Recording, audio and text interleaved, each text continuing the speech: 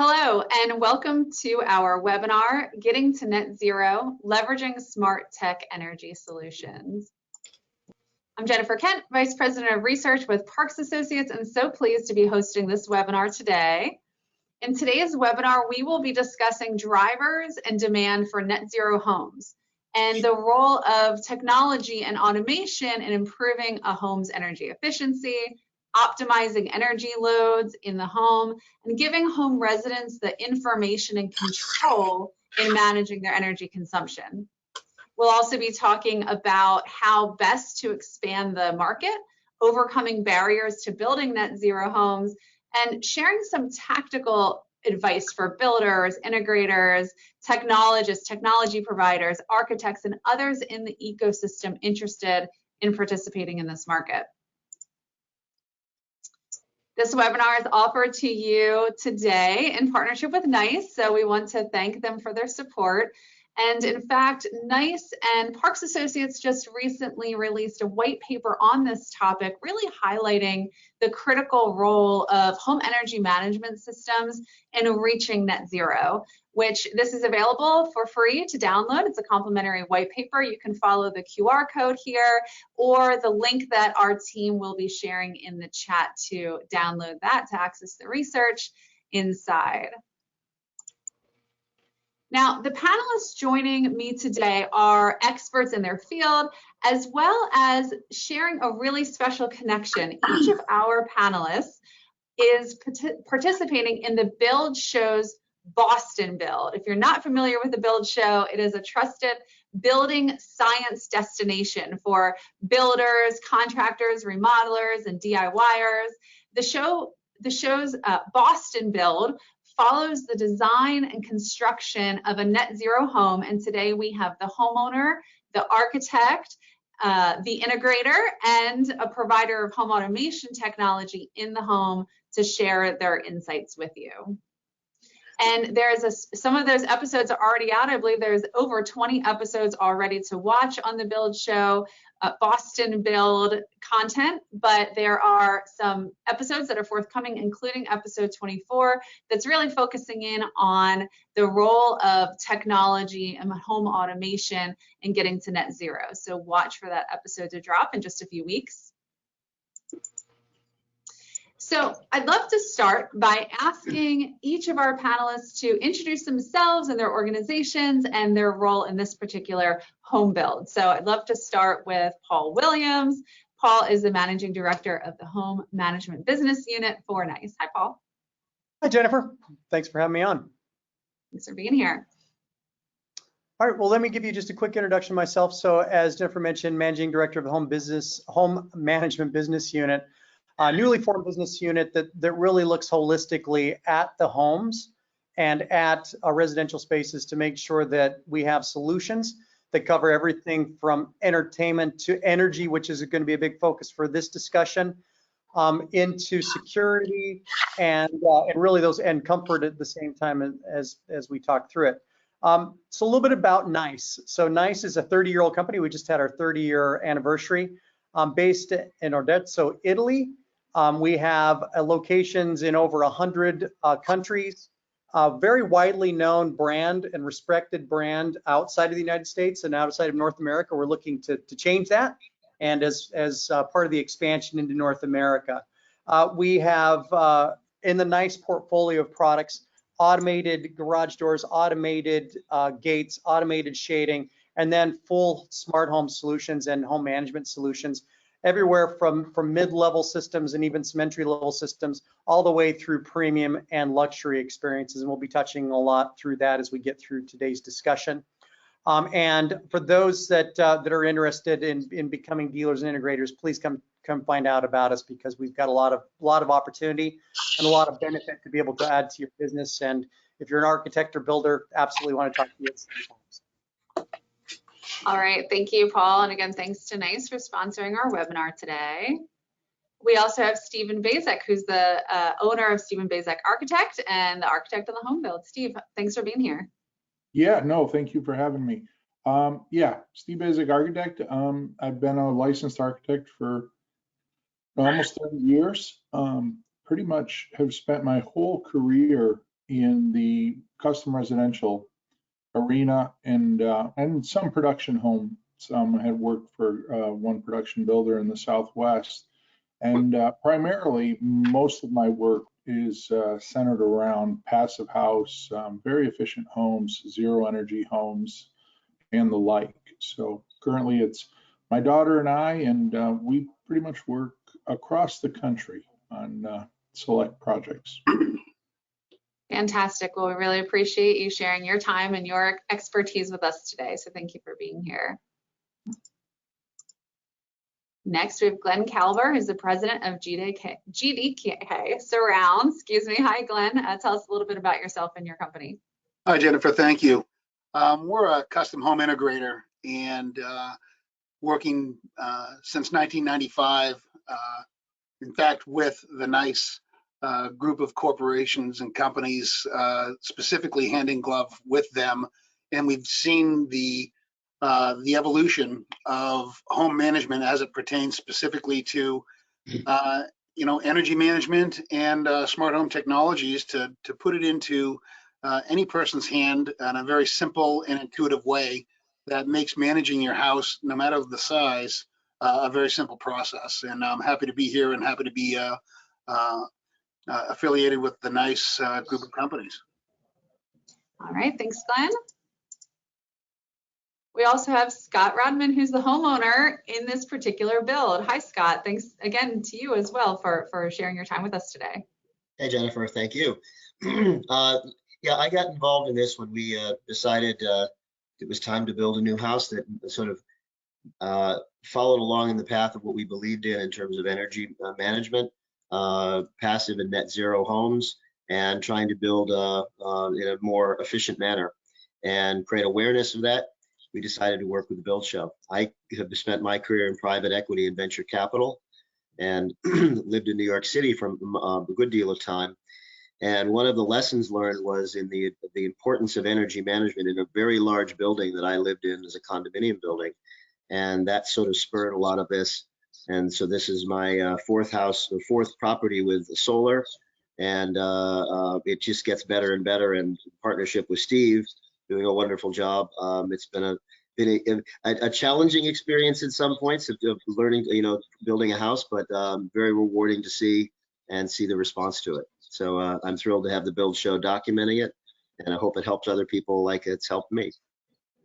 Fantastic. Well, I'm looking forward to hearing all the nitty-gritty behind here, the story, the motivations, and really the process. And so we're going to get to our conversation in just a minute, but I wanted to take some time first to talk a little bit about what we mean by zero net energy homes and look at some of the market drivers and also some of the information from Parks Associates around consumer demand for energy efficiency at home. So a ZNE home, zero net energy homes, also referred to as a zero energy building or a net zero home. You'll also hear the term passive home and talking about a home that is very low energy. Net zero energy specifically means a home that consumes no more energy than it produces in a year. So to achieve this, net zero energy homes are extremely efficient. They're leveraging cutting-edge building materials and methods, smart thermostats, energy efficiency appliances to keep the home's energy consumption as low as possible without seriously inconveniencing the homeowner. And then ZNE homes also produce their own energy from renewable sources. In the most common scenario, that's solar panels capturing energy from the sun, converting it to electric energy, and the solar energy produced offsets the energy the home typically uses. It's not just adding solar though. Again, the home must be designed and constructed to reduce air leakage and energy loss. So attic insulation, for instance, is really critical to minimizing energy loss and is often minimal in traditional construction. The heating and cooling ducts are tightly sealed and placed in the conditioned space to minimize energy loss. Windows and doors are high performance and placed for maximum daylighting and passive solar heating. And then once the building shell is as efficient as possible, all the interior appliances, lighting, equipment, they're all selected with energy efficiency in mind. Then technology like Smart thermostats, shades, and lighting can minimize energy through learning household behaviors, coordinating action, and taking automatic steps to reduce consumption. And all of those together make a home zero ready. And then with the addition of solar and storage systems, the home can become zero net energy efficient. So there's several drivers for net zero, and we're going to hear a little bit about this from our panelists today, but they include government and regulatory drivers, industry drivers, and consumer demand. So on the government side, the Inflation Reduction Act has made $500 billion in new spending and tax credits available to boost clean energy and reduce inflation. Single family and manufactured homes that meet zero energy ready requirements can receive a $5,000 tax credit. There are also tax credits for solar panels, home energy management devices, and battery storage. Regulations are another driver. Codes like the ASHRAE Standard 90.1 and California's Title 24 set ambitious energy efficiency goals. Now, they're often starting with commercial buildings, but the changes in building practices and technologies often circulate through to residential construction as well. And more builders are seeing zero energy ready homes as a competitive differentiator or to meet growing demand from residents. The Department of Energy estimates that there are about 12,000 zero energy ready homes in the US today. And of course, there's the benefits to the homeowner or the resident. Parks Associates research finds that US energy consumers who have long enjoyed relatively cheap electricity compared to other citizens around the world are starting to struggle with the costs. Almost 2/3 of households tell us that their energy costs are too high. And this sentiment, varies across demographics, different demographic groups to an extent, but even in higher income households, they're telling us that they are not comfortable with their energy costs. Now, almost half of US internet households are already actively working to reduce their home energy consumption in some way. Only 13% tell us that they're really not concerned, that their costs are really not high enough to make them concerned. 47% are actively again, working to reduce their energy consumption today. And then the rest, which is about 40% of households, say that they either want to consume less energy as well, but they lack the knowledge or they lack the time to invest in energy saving practices. And this is precisely the area that technology can really help, making energy efficiency more automated and convenient and also intelligent. So smart thermostats are just one example, but really a pretty high impact tool for conserving electricity due to their ability to manage the most energy intensive component of homes, which would be the heating, ventilation, and air conditioning or HVAC system. Notably, the adoption of smart thermostats has surged to 16% this year. It sort of had plateaued for a few years there at about 10 to 11% of US internet households owning a smart thermostat. That rate is up to 16% now. And our research further reveals that users hold overwhelmingly positive perceptions about the cost savings yielded by these devices, with just about 13% saying that their savings fall short of expectations. Everyone else saying that their smart thermostat is saving them as much, if not more, than they expected when they first acquired their smart thermostat. So we'll be talking about many other technologies as well, lighting, shades, and of course integrating with the solar and the storage systems today. And with that, I'd love to actually open up into our conversation, and hopefully that set the groundwork a little bit for what we're going to talk to today, and hear about this particular home and this particular home build, the process, and what our panelists have learned and the great insights that they have to share. So I'd love to start with Scott as the homeowner. Really, you are the beginning of this process. Tell us a little bit about why living in a passive house and getting to net zero energy consumption is important to you. Thanks, Jennifer. I was reflecting upon that and thinking about this for talking today. I can trace this back to basically the probably the early 90s, when a now 93-year-old friend of mine in New York, who was in the building, introduced me in the building that I lived in Manhattan, which was a very large condominium.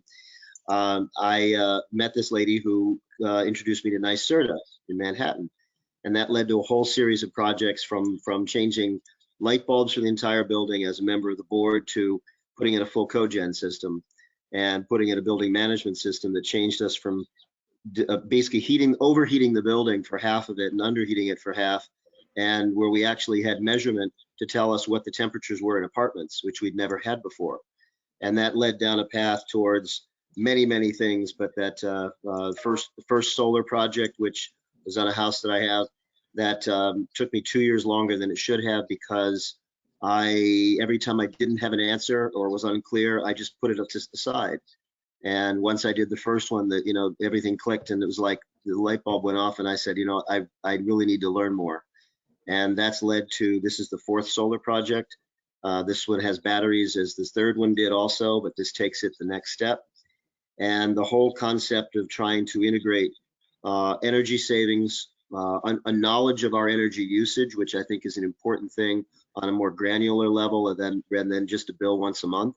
We're looking at it down to the level with load management, which is a key component of basically we're going a little extreme probably, but we're actually being able to tell every outlet and every switch how that, and turn them on and off through the app, so we can actually tell what's being used and consumed as energy. I've seen that with the importance of that with what we've seen with solar. And we've also seen the smart technologies becoming vastly more important. We control all of our outside lights on the current house through Google, which is a very simple thing to do with simple light bulbs. And that led us to looking at it and saying, well, with a house that has a lot of glass in it, it's all triple pane glass, but we wanted to have shades that are more controlled, so we can bring them down and avoid the sun in the cases where it's too bright, but basically harness it and the value of it for passive. And so it's been an interesting process of learning. We're using as many technologies as we can find that are reasonable to incorporate, and very much appreciate the efforts of Glenn and the folks from Nice in helping us learn and be more aware. And we're hoping to create awareness through the series and through what we see with the Nice processes. We're also looking at, with the electric side, looking at back to load management, which is a key component as we start dealing with the issue of what the grid can do, and integrating solar, which if you get to an all-electric house as we're doing, it has a much larger sort of need for power. We're a 400 amp service just because of the fact of EV chargers, induction cooking, heat pumps, etc. And that gets more complicated. So all of these things come together. And I think one of the great elements is, as we learn more, the next 5 years will be a very important time where I think there are great advancements that come about. So we're excited to be part of this, and very much appreciative of Steve's efforts, because we started off with the idea that the building envelope is the most important element of the whole thing. Forget what the house looks like at the stages of making the decision to build. It's about the building envelope. And we just happen to be lucky that Steve is a guru in the building science side, and also designs a beautiful house. So we're very appreciative of that, and looking forward to further discussion on this and questions.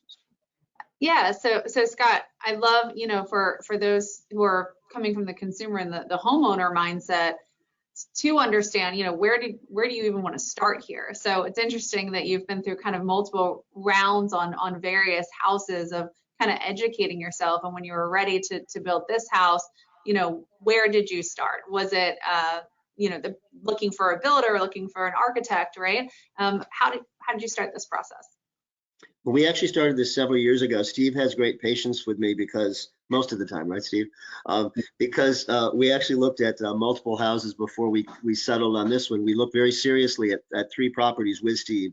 We didn't bring him in for all of them because we could knock out the others, but we looked at 3 and looked at the attributes, whether it was the solar component to it, whether it was just a siting for ease of building, I would say, many different aspects. Whether there were a lot of bugs that you might have to worry about with water, a situation of water.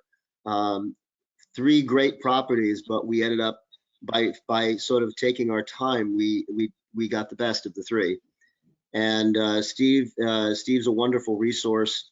And I've continually said, you don't hire an architect, you partner with your architect, because it is very much a partnership of looking at a lot of decisions that are never ending. I was there about half an hour ago, and we're still making decisions as we go. So it's been quite a ride.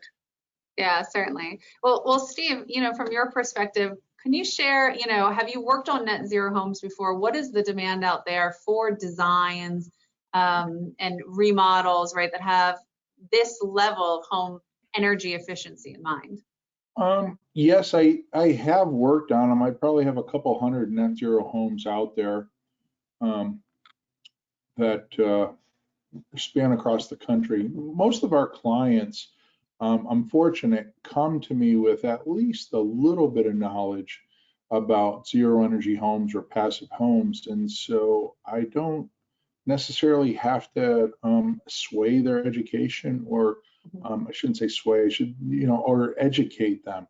That a lot of them are coming to me with a pretty decent amount of knowledge, but they don't quite, can I put it, they have all the ingredients to the recipe, they just don't know how much of what to put in to put it all together. And so that's where I come in and try and help them understand that, the sound building science aspects of it, the insulation levels, the air tightness, the comfort, health issues, all of that stuff, air quality issues, and getting that all right, and then coupling it with, a zero net energy approach so that you're living very, very well. So are there, best practices? We hear from builders quite a bit that energy efficient homes, green homes are a selling point, a differentiator for them, perhaps looking to leverage best practices, but taking that level of design and construction all the way to being net zero ready really takes, I think, a different level of care and planning and intentionality. Are there some best practices that you can share in thinking about, going all the way to passive home net zero? Yeah, I mean, one of the benefits, that Scott and I and our relationship that we have is our thoughts align, right? And the builders, and such that, the very first hurdle is getting that to happen. So, for example, I work with new clients. We design a house, and then they say, well, we got to find a builder now. I don't know anyone that has done a passive house, and it's like, we don't need to find a builder that has done a passive house before. We need to find a builder whose perspective aligns. I can teach somebody how to build a passive house, how to build an airtight house. That's the easy part.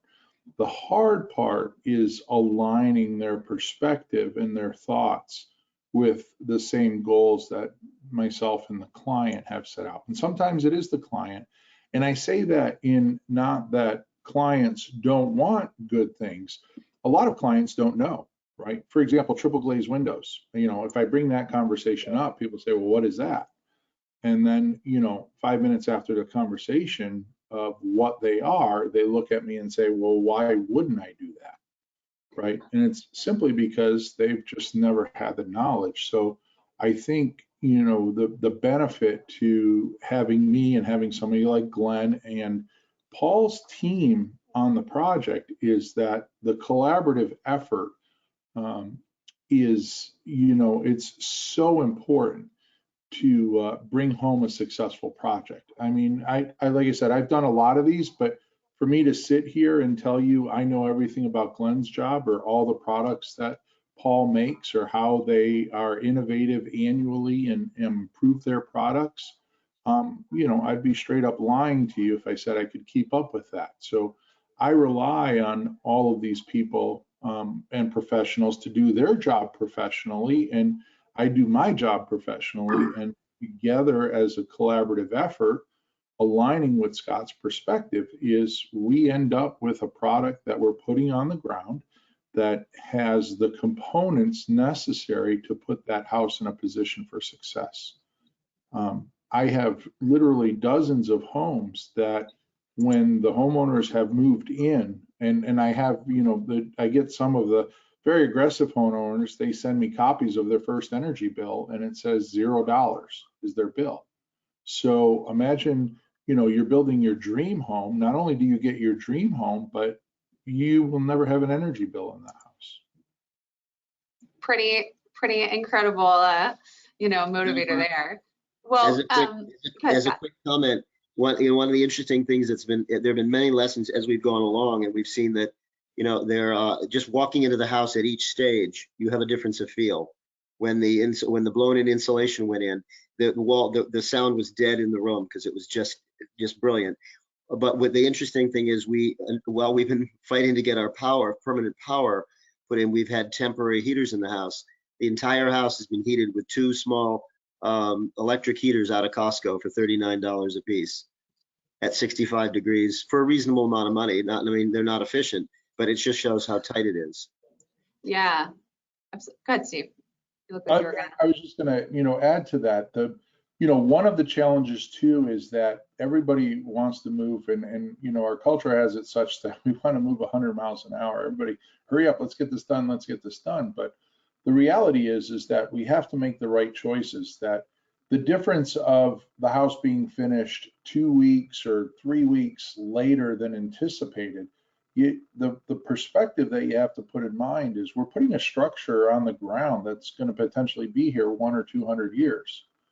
And that the success of that structure, I think, significantly outweighs the desire to get in there 5 days earlier than expected, right? That we should get it right. And I tell people that, right now we're at the stage with Scott's project where everything we do on a daily basis now out there is stuff we're going to see, touch, manipulate, use. Nothing's really getting buried anymore. All the stuff is buried, the insulation and all that, never to be seen again for years. But when Glenn comes out there and puts in the shades and all those devices, that stuff Scott's going to be touching every day and using. So we can't rush it. I'm all for, hey, let's get it done quickly, but we have to get it done right first. Okay, so on that point, and especially your other great point about the importance of collaboration really between all the parties here, I'd love to, ask you, Glenn, from the integrators point of view, how your role, how technology fits into getting net zero and your experience working on a project like this with energy efficiency in mind as the technology integrator. Well, thank you. Just to reiterate Steve's point, the most critical phase of the entire operation is to make sure that everybody's on the same page. So we're talking with a lighting designer, we're talking with the HVAC guys, the electricians, the plumbers, the different disciplines that we're doing. If everybody has the same goal in mind, it's far easier to move the project in a fluid type of progression and not have stutter steps and go back and forth and gee, we should have done this, we should have done that. And it's so important to have that collaboration ahead of time. And once that is done and everybody's on the same page, then we can move forward and we can take a look at the different disciplines and how they interact with each other. And from the Nice Home Management perspective, that's what we do. So if we can take multiple disciplines and use the Nice platform to manage those disciplines in a, to basically, it's my job to deploy a comprehensive integrated system that's a cohesive single platform to manage, calibrate, and review the different systems within the house. And that's what the Nice Home Management System allows. So you can have a Ferrari and have all the parts in your garage and just have really nice parts in your garage and not go anywhere. It's how those parts are put together. And that's what my job is to put these pieces together, understand how they interact with each other. If you're not home, the thermostats turn down or the shades change depending on where the sun is to either keep heat in or keep heat out. Once these different disciplines are properly deployed, you gain another level of energy management and efficiency. It's not enough just to have these parts. It's to have these parts work together well. And so, you know, we talk to the different trades to find out the best way to deploy these individual items, and then go through with the homeowner, and we try to set up the systems in such a way that it's easy. It has to be easy. Any system that we deploy, if it's not easy, you're not going to do it, no matter how much you want to do it. So with the Nice Home Management Platform, everything is easy. Everything talks to each other. They all work together in harmony, and the homeowner really doesn't have to do very much after the system's fully deployed. Yeah, you know, we hear quite a bit that in net zero homes in particular, a lot of, you can make the home as efficient as possible, but then there's of course the actual behavior of living in the home, you know, later, and making sure that you're understanding how your patterns might be affecting, right, the overall energy consumption. So being able to make it easy to see their information all in one place seems pretty necessary. Glenn, just back to you real quick. Were there different processes or techniques or products that you wound up using that's different in a net zero home build like this than the way you might integrate technology or install for a different type of home? Well, we are a custom integrator, and being a custom integrator means that everything is custom. So there are certain design elements that we carry between jobs, but each job presents itself with its certain level of hurdles and requirements. So in this particular job, what struck me was how, again, to Scott's point, how tight this structure was, the envelope. Mm-hmm. And when you have a house that is as sealed as well as this house, you will necessarily create other issues. You know, the off-gassing of certain products in the house can create a problem where the house isn't like my house that's 70 years old and naturally vents, where now the Nice Home Management System can take a look at the VOCs, can determine at what level these are at, and automatically turn a vent on to circulate fresh air throughout the house. And this is a specific problem with houses that are as well sealed as this one is. So that's just one of many, you know, different elements. Which way is the house facing? Is the sun facing more windows in the front of the house, where you're going to incorporate a greater amount of solar energy that needs to be mitigated? And how do you mitigate that? And at what times of the year do you leave the shades open longer in the wintertime to absorb more heat, and then closed in the summertime to reflect more heat? These are all things that the Nice Home Management System, and what my job as an integrator, we have to look at per house, per situation, based on all the different elements that are within the house, location, where it is, where it's pointing, the energy consumption and the requirements that the homeowner may have, you know, the goals that they're looking to achieve, and how do we put this all together? And it's really per house. Is the long way of answering your question is it's very custom and requires a fair amount of engineering at the beginning of the process to make sure that we achieve the goals that we set. Right. Now, Paul, over to you. You know, give us a little bit. Glenn's done a great job actually setting up, right, what the Nice system can do, but just generally, you know, the role that technology has, again, in giving residents the knowledge that they need, you know, the data back, the information either on the home, on their behaviors, right? Where do you see as the technology having a real impact in this area? Yeah, it's there are several key areas where I think technology plays a critical role in providing this type of experience for Scott and for homeowners looking for this experience. And first of all, I'll just mention that I think that this is becoming a necessity as we look at this perfect storm that we've got coming at us. The evolution of electric vehicles, and in some states being mandated that after certain dates you're only going to sell electric vehicles. The grid that we have today is not capable of handling 350 million US homes plugging in an EV charger every night and being successful. That will not work out so well for us. And while some of the money that you mentioned is coming to work on the grid, it's not going to get good enough to be able to support that. And so home management and energy management are going to be a critical part of our homes going forward in North America and worldwide for that matter. And so I think it becomes a critical part of how we're going to do that. And if I look at the way that this has, the first thing, and Scott mentioned, is awareness is the first part of that. You can say, hey, I want to save energy. Most consumers won't have any idea how to do that today. I don't have enough information available to me as a consumer to understand what I need to change. And while you can say that the vast majority of the energy is with an HVAC system, so do I make myself uncomfortable all day in order for me to be able to save energy? Am I cold in the winter and hot in the summer in order to make that occur? Or do I just need to use it more intelligently? And so information is a big part of that. And unfortunately, as Scott mentioned, the reality is most consumers get a bill every month. They look at it and they go, oh, wow, that's higher than I thought it was going to be.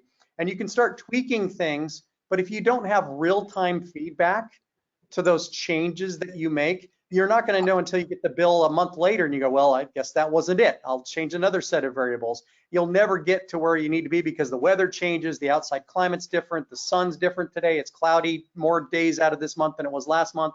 All of those variables stack up against a consumer being able to figure this out on a loan. And technology comes into play for, first of all, being able to make you aware.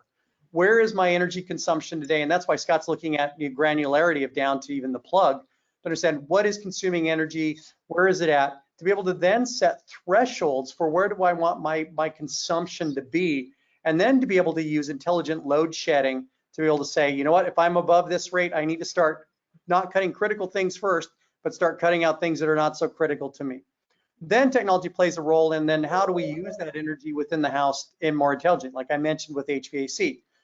Being able to harvest, and Glenn mentioned this with smart shading, being able to harvest the sun in cold months to say, I want the sun to be a solar, I want to use that thermal heating dynamic within the home to be able to naturally heat it. And in the summertime, be able to exclude it so that I'm not overheating the house and making my HVAC system, my air conditioning system work harder to be able to maintain that. And so all of those things require technology. And then back to Glenn's point, simplicity of use. If I have to go to, because today, by using technologies that are out there, I can piece together a solution that will require me to have 14 to 30 apps on my phone, none of them talking together, and I can try to manage my home in that way, and you will spend your entire day just trying to manage your home to change the variables that are happening. And so home management systems like our Nice Home Management solution here are a critical part of making it just easy so the consumer doesn't have to think about it. That those things are taken care of. I set the thresholds, I set it in place. The home then does what it needs to be able to adjust as the days change. And I, as a consumer, don't have to spend the time thinking about that. And that's where technology plays a key role in how we roll out these net zero homes. So that makes it so that it's not just, I look at my bill at the end of the month and it was zero, which Steve mentioned, which is awesome.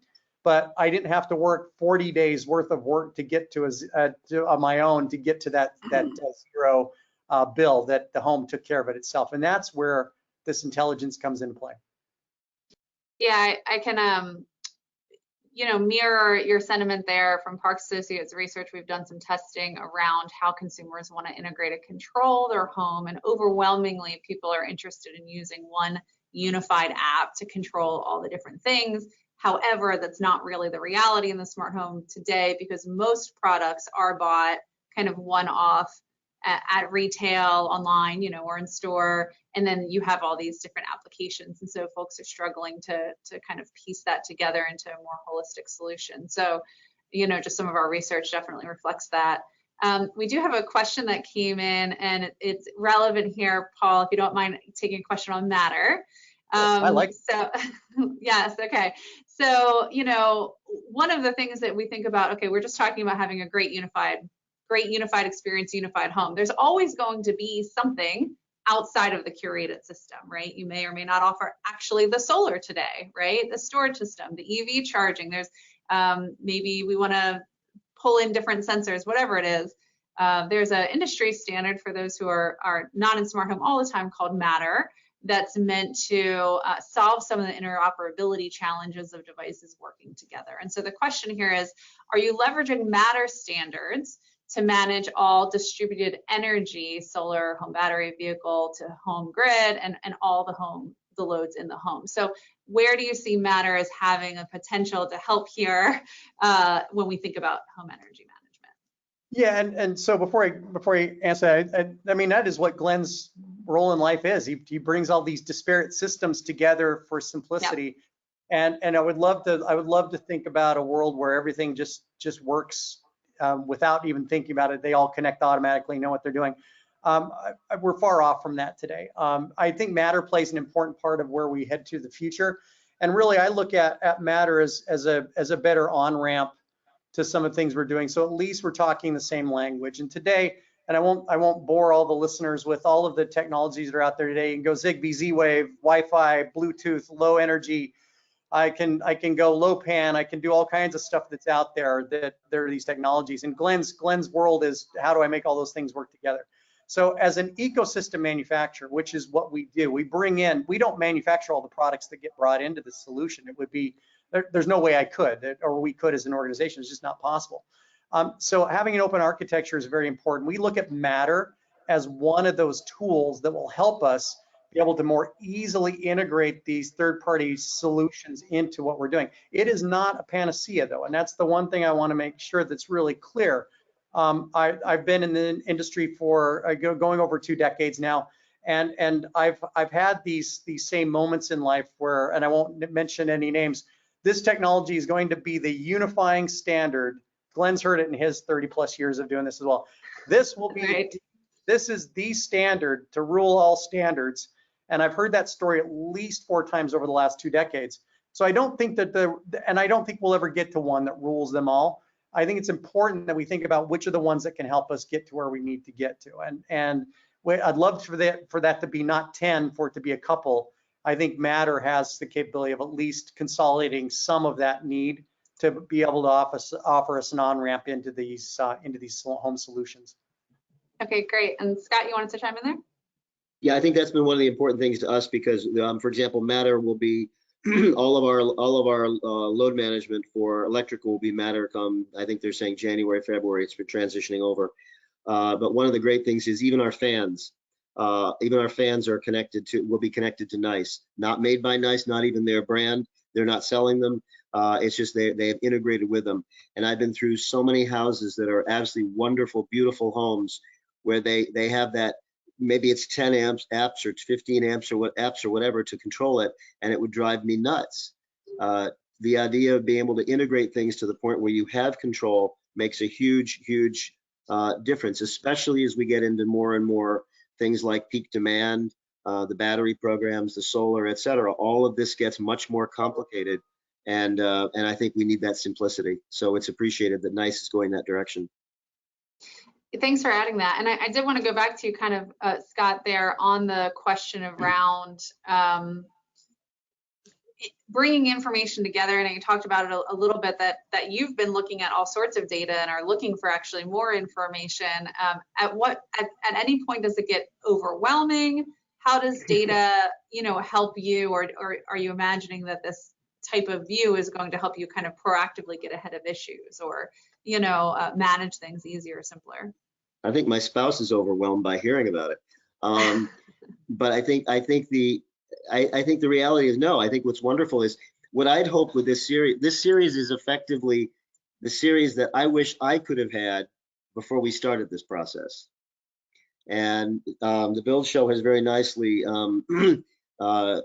given me the opportunity to do the sort of the 25th episode, which is a rundown on all the things learned. And that is, Steve kids me and says it's going to be an 8-hour episode, but it won't. But it's really the idea of, looking at all the things that have come up of products, of the research and so forth. Some really little things that I owe huge thanks to Steve and to Matt Reisinger of the Build Show. Matt put something up, and I refer to it as the rabbit hole at 2 in the morning. I'm still watching the videos. That's the way you learn. And looking at what Glenn has done, opened my eyes, because without the good integrator who's going to figure out the wiring and the other elements, we're still at a point where things should be wired. Wireless isn't all there. And I look at what Nice has done of bringing together these things that I sort of feared, having had exposure to using a lot of pieces of it. Now I can look at it. I'm really excited about having it integrated to the point where I'll be able to not have to go to those many different apps and figure out how to program that light or whatever and learn, because they've changed my system today. Google, as much as I like them, has changed it probably 5 or 6 times in the last year, and made it a challenge where I have to go back and reprogram. Mm-hmm. So this is going to be an interesting next year of learning as we go through it, and figuring out what really has been an enjoyable element, and what I will be looking for sort of as the generations change and progress. Okay. Well, so I do want to talk about challenges.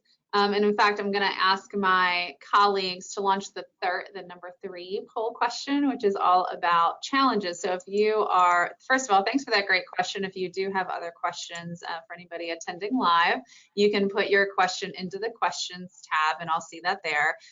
But also we'd love to get your perspective on the biggest barriers to the wider adoption of zero net energy building, construction, homes, right?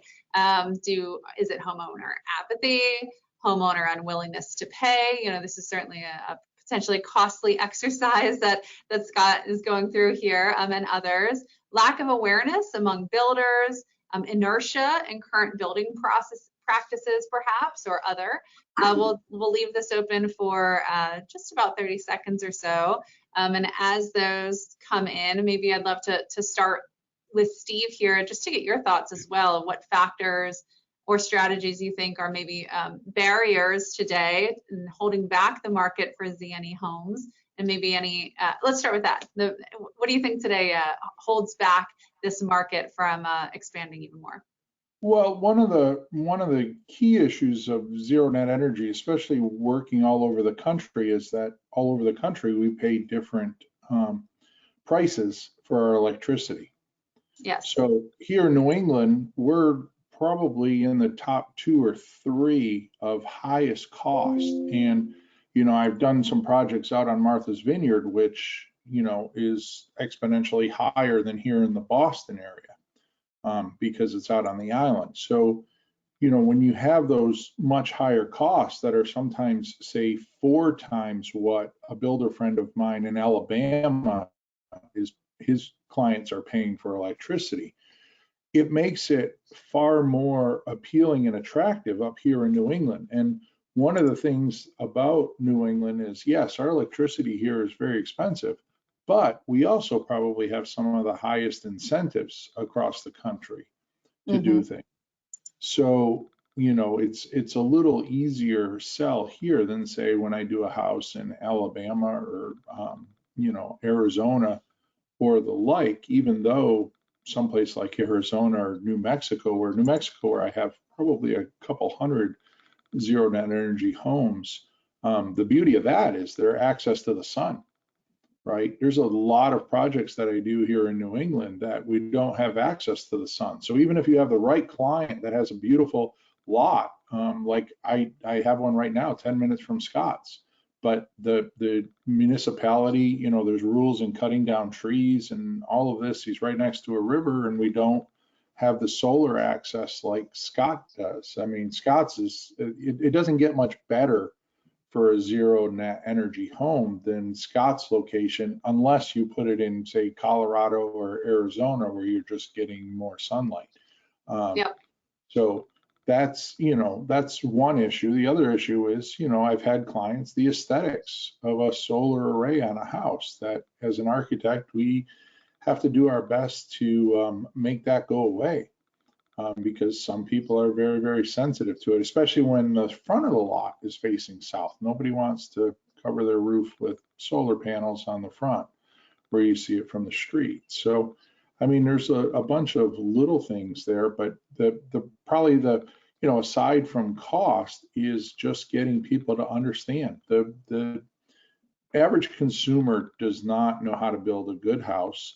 The average consumer doesn't know what it means, even a pretty good house or passive house. They don't know what that means, and they need to get educated. And and not so much educated in they need to come to the architect with the answer. They need to come to the architect or their builder with the right questions, or to somebody like Glenn or Paul. They need to have enough education to understand, hey, I know this is available. What does that mean to me? Can I make that work? And rely on the professionalism of myself, Glenn, and Paul to deliver a professional answer and have the right answer. So I think our poll results here, agree with you, especially your first point about, the costs, and that they're very different in different places. So a few people thought that homeowner apathy, not that consumers don't care, but they may not be willingness to pay, or the economic realities aren't necessarily in line. And then after that, about 31% said lack of awareness among builders, and then inertia in current building practices. Glenn, I know that you talked in the past about how the integrator actually can be quite an influencer on decisions that are made, in the home and different products that are selected. What role do you think that integrators and technology providers have to play in educating really on the builder side? Well, it really boils down to the relationship you have with the client. And from my perspective, 95% of my clients come from referrals from other clients. So, and I'm sure the same is true with Steve, is you already come into the situation with your meeting with the client as a trusted individual. They're not necessarily looking to shop you around to 10 other different, builders or AV integrators. So having that relationship initially overcomes certain barriers that coming in fresh with no recommendation, you automatically overcome. So as an integrator, we have a level of trust that's almost, I don't say it's instantly established, but it's established faster. So when the client believes that you have their best interests, at hand, and I can say to a client, look, for a small increase in cost, or maybe no increase in cost, but a different method of doing something, not only will it work well and look good, but you can save some money. And who doesn't want to save money? So if that's at the beginning of the conversation, it may cost a little bit to get there, but in the long run, you're saving money. And I can't speak for the rest of the country, Steve can, but I can't. In New England, the sort of the political socio desire is to be more energy efficient. So already in this area, people are looking to find ways to recycle, or to take advantage of different programs offered by the state, or to maybe, all right, it's not going to look perfect, but I'm going to save a little more. There's always somewhat of an impetus in this area toward energy conservation. So that sort of helps us a little bit. And if we can work on that lead, along with our relationship with the homeowner, and you feel good about saving energy, if that's sort of part of your personality, and we can work with that. And it's how we present it. If we can do it in such a way that it's not overly complicated and not so granular, the client doesn't need to know the lines of code required to make the system work. They just need to know that it's going to work and it's going to be easy. And oh, by the way, here are the net results. So, Nice Home Management allows us to see that in real time. It allows us to manage it in real time. And at any point after the installation, because with us, it is a marriage. I have clients that I've had for 25 years. I'm now working for their kids. At the time we started the project, they were just pregnant with. So it's making it easy, showing them the results. And if you can see the results right away, not only are you going to make the homeowner happy, but your next job is already pre-sold for you, because that homeowner, you're like, you know what, see Glenn, he took care of us, and I've saved X amount of dollars, or I feel good about being more energy conscious. So from my perspective, it's leveraging the relationship that I have with the client and speaking to them in such a way that it's not overwhelming, and working on the energy conservation angle, which is a real demonstrable result. Paul, how about from your, oh, go ahead, Steve. I was just going to add to that. Great points, Glenn. You know, in my 30 years and in doing all of the energy efficient homes, I will never walk into an initial meeting with a client and try and sell energy efficiency, because you can't sell it, right? If a homeowner is building a 5,000 square foot house, saving them $100 a month is not, it's not in their mindset.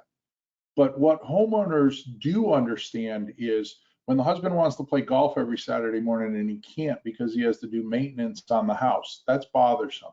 When the house is falling apart, or their little baby in the crib is getting cold drafts streaming across the crib because the house is leaky, you know, homeowners understand concepts like durability. They understand concepts like health and air quality and comfort. And I tell them, if we focus on those, then energy efficiency becomes a byproduct of all of those decisions that's already made for you. We don't need to focus on those. We just need to build a very good house. And with that, you get energy efficiency, but also I can pass that house on to Glenn, which I'm sure he'd attest. He'd rather have a house that has, you know, 0.60 air leakage than 5.0 or 7.0, because if he's already getting a high performance car, he can fine tune it into the race car. But if he's getting an old jalopy, he's got a lot more work ahead of him. So that's perfect, because Paul, I was going to mention that idea of to you, especially your platform does a lot of different things, right? Maybe you can comment on how many users are coming, right, to Nice for energy efficiency, or is it a different type of quality of life or control or peace of mind, right? What's the leading value proposition, and how does energy efficiency play in that? Yeah, I think we're starting to see more people come at that angle. I think, as Glenn will attest, because he sees these folks coming at him, is that it tends to be in this industry driven by one of two factors. It's either driven by the entertainment, audio, video part of the equation, and then we can bring them into the world of being to be energy efficient as part of what we're doing, or they come in from the security aspect. And those are kind of the two usual on-ramps we see. But we see this third on-ramp that's starting to develop, and it is that energy consciousness. And as mentioned, I mean, you can put dollars and cents down, and it was, I think it's bore out in your survey at the same time too. If I was trying to do it based on an ROI on the amount of money I'm going to spend to get to energy efficiency and the ROI, you won't make the decision to do this. That is, I think, the cold hard reality of where we're at today. But it does make sense, and I will look at it just from a comfort, as I mentioned before. This perfect storm we've got developing. I hope we don't get to that point, but at some point we may be into a place where some areas of the country have these rolling brownouts because there just isn't enough energy production that's being done to compensate for the amount of energy being used. And I think as we continue to be drained more and more out of the grid, I want to have a home that I'm comfortable in at the same time too. And so I'll take the creature function part of that, which is I don't want to ever have to be without energy and for whatever I'm doing, whether it's watching TV, listening to music, or heating my home. And so I think that necessity will start to rule some of that. But this other on-ramp, and it was mentioned just a second ago, is this energy consciousness. I think is something that's not just regionally, it's something that we feel coming. And it's not just in North America. I'll mention we're a worldwide organization. We feel this throughout the world. There's energy conservation. What we can do to lower our impact on the environment is a growing concern, and it is a needed concern that we see motivating customers in their purchasing habits and their purchasing behavior. Mm-hmm. Okay, so we have just about 1 minute left, and Scott, glad you raised your hand there, because I was going to let you have the last word if you wanted to share some practical or tactical advice for others who are thinking of going the net zero route. And of course, anything also that you wanted to add to Paul's comment is great, and we'll let you have the last word. Well, I think there have been some wonderful comments from all of my fellow panelists today. I think what's fascinating is, you know, the new house is built in a town in the state of Massachusetts that is one of 10 pilot communities approved by the legislature to be all electric, meaning no new house can be built that is not all electric. And that's a radical change, but it has the things that Paul just mentioned that are very important, which is the only way that works is if you have the production of solar, if you have batteries, if you have peak demand programs like I'm part of in my current house, we're part of it in the new one, where the utility can actually pull power from our batteries during peak demand periods. This all goes integrated together and becomes much more important to have your house on a smarter basis. And whatever that means today versus what it'll mean next year, the year after, it's an evolving market, it's an evolving opportunity. And I watched, one of the fascinating things with Steve Bazek is the fact that I've gotten to know I think five of his clients. We all have that annoying similarity that we're at an edge of this. I won't call myself cutting edge, I'd call his other clients cutting edge, but their thought process is what is going to have to become much more the norm. And it takes more people going out there and being willing to do it and try it. And that's what moves the ball forward. Okay. Well, thank you, Scott, Paul, Steve, Glenn. Really, really appreciate all of your time today and sharing all of your expertise with our attendees. And just a reminder that we have a white paper that's complimentary to download if you are interested in learning more about building net zero energy homes and the role that technology plays in that effort. And of course, if you're ever interested in Parks Associates, Parks Associates research, sponsoring white papers, or speaking at any of our events, you can reach out to Ashton, Jason, or Mindy Sue. And we welcome you all to attend our Parks Associates industry event. So our next one is coming up at the Consumer Electronics Show. We have a official co-hosted partner event with CES called Connection Summit. We have a great reception in the evening after our day long of sessions that sort of everybody in the smart home ecosystem comes together, gets a bite to eat. So we'd love for you to RSVP for that event. And then we are co-located with Distributech for Smart Energy Summit this year. So those of you joining us today from the energy space, if you're headed over to Distributech, we will have our Smart Energy Summit there.